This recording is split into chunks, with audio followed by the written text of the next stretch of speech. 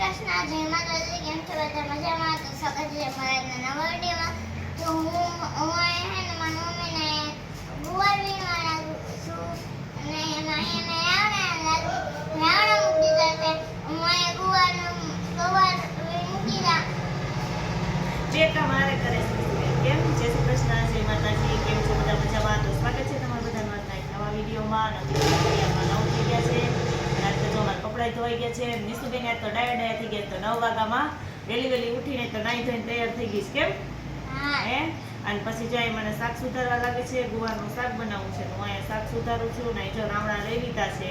અમારે તો હજી પાયકા નથી, વાર છે થોડી. અમારા રાવણા પાકી જાય પછી અમે બતાવશું કા કે અમારા રાવણામાં કેવા રાવણા પાયકા એમ.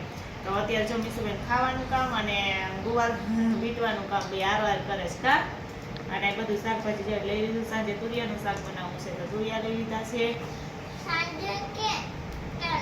અત્યારે તો આપણે ગુવારનું શાક નહીં બનાવતા તો ખાલી ભેગા લીધા હતા એટલે અહીં પડ્યા છે કે હવે એમને બધી પંચાયત હોય કા.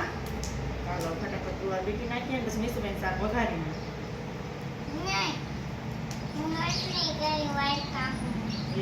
રોટલી કરશે વાટકા હું એ કા. એટલે રોટલી આપણે બનાવી નાખવાની પછી એમાં વાટકો છાપી અને રીતે ગોળ ગોળ બને એવી ન બનાવવાની હોય. ઉતાર જેવડી રોટલી આવડી ગઈ. હવે તું કઈ નાની નથી, તું ચોથા ધોરણમાં આવી ગઈ. કેટલામાં? ચોથા ધોરણમાં આવી ગયા છે. અમારા નિશુબેન વેકેશન ખુલશે ને ડાયરેક્ટ ચોથામાં કા. તો એ નાની જ નથી આ રમતી કા. મોટા ઘરમાં અમે નાનું હોય ને યાર કાંઈ માટે નાનું જ રહીએ એમ. પછી ભલે નહીં ગમે એવી થઈ જાય. ચાલો ફટાફટ શાક ગુવાર વીટીએ શાક વઘારી.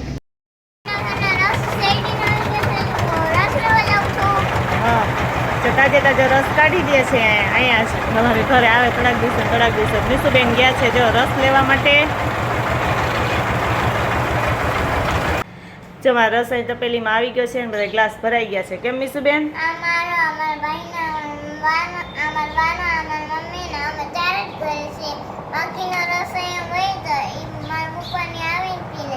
હા તો એ ફ્રીજમાં રાખી દેવું એટલે કોઈને જે પેલા આવે એ પી લે કા.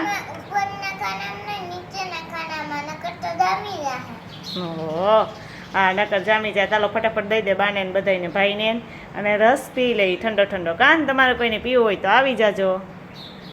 તો જો અત્યારે ઘડિયાળમાં 6:30 થઈ ગયા છે અને રસોઈ મારે બની ગઈ છે કેમ કે રસોઈ તો અમારે વહેલી જ હોય એટલે.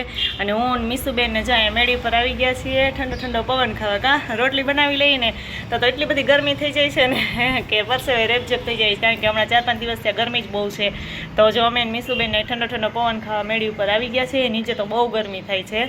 જોકે પંખા ચાલુ હોય ને તો એમ થાય છે કે પરસેવે નાહી રહી જેવું થાય છે. તો અત્યારે રોટલી બનાવી લીધી ને મીસુમ કાલ આપણે અગાસી ઉપર જઈએ મેળી ઉપર. જોકે અમારે તો ખુલ્લું નથી, ઉપર તો મકાન જ છે પણ તો એ ઉપર ઊભા હોય ને એટલે સરસ પવન આવે છે. અને અમારે નાખવાનો છે કેરીનો દાબો. કેરી જે ઉતારી છે ને કા મીસુબેન. અને મારા મીસુબેન જો અહીંયા પાડી ઉપર ચડીને ઊભા છે કા એટલે એને વધારે પવન આવે. પડી જાણી હો કે આમ નીચે ઉતરાય. હા બહુ શોખ છે. ચાલો ફટાફટ નીચે ઉતરી જા. ચાલો અમે નિશુબેન છે ને કેરીનો દાબો નાખી દઈએ.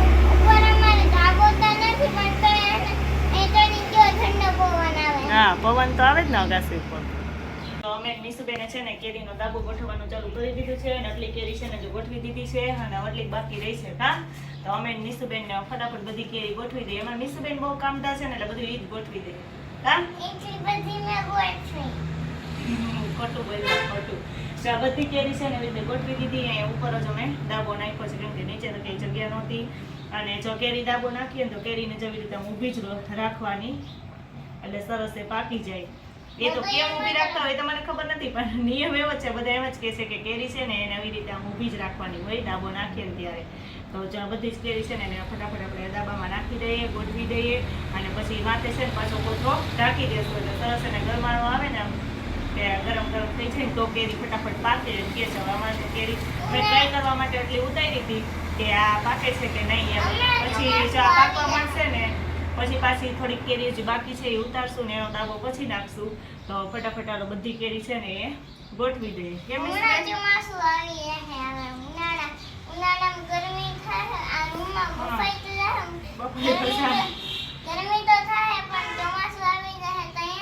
ચોમાસું આવી જાય તો ચોમાસું આવી જ જવાનું છે. ચોમાસું આવી જાય ને તો મીસુબેન કેરી નહીં ખાય. હા, ચોમાસું આ વરસાદ થઈ જાય ને પછી તો કેરી બગડવા માંડે, એટલે કે કેરી ખાવા જાય ને વરસાદ થઈ જાય પછી કેરી ખાવાની મજાય ન આવે. વરસાદ થાય ને પહેલા જ કેરી પાકે ને તો ખાવાની બહુ મજા આવે. જો આપણે આ કેરી એવી રીતે લઈને અને ડાબે રાખી હોય ને અને પછી કેરી પાકે ને તો એકદમ મીઠી થાય છે. જે બજારમાંથી પાકેલી લઈએ ને એમાં એટલો સ્વાદ નથી જે આપણે આ ડાબામાં પાકેલી. હા, ચાલો આપણી કેરી છે ને ડાબો નાખી દઈએ અને પાકી જશે ને પછી અમે બતાવશું કાં કે કેરી કેટલી કેવી પાકી છે અને કેવી મીઠી છે એમ. તો જે આ બધી જ કેરી છે ને એનો દાબો નખાઈ ગયો છે સરસ મજાનો. બધી કેરી જો આવી રીતે આમ ઊભી રાખી દીધી છે અને હવે આપણે એને છે ને કોથળો લઈ અને ઢાંકી દઈએ અને એટલે સરસ મજાનો ગરમાળો આવી જાય ને એટલે આજે તમે વચ્ચે ડુંગળી ન ખાય, અમે ડુંગળી નથી નાખી. 1-2 દિવસ હજી જોઈએ, જો પાકે તો ભલે, નહીં પાકે ને તો આમાં ડુંગળી નાખશું, કેમ કે ડુંગળી વધારે ગરમ હોય તો કેરી છે ને ફટાફટ પાકી જાય એમ. તો આપણે આલો ફટાફટ અત્યારે કોથળા ઢાંકીને રાખી દઈએ. 2 દિવસ પછી જો નહીં પાકે તો આપણે એમાં વચ્ચે આમ ડુંગળી છે ને ક્યાંક ક્યાંક મૂકી દેશું એટલે પાકવા માંડે એમ.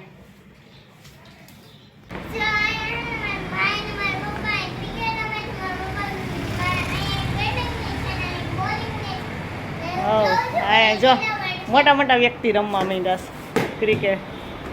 હા, મીસુબેન બધું નક્કી કરે, નિર્ણય કરે, અમ્પાયર છે કેમ.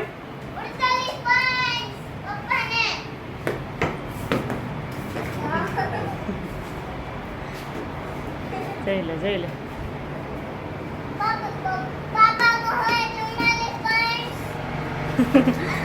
તરત કેમ જાણે બેઠા બેઠા ખબર પડતી હોય એટલા પોઈન્ટ ને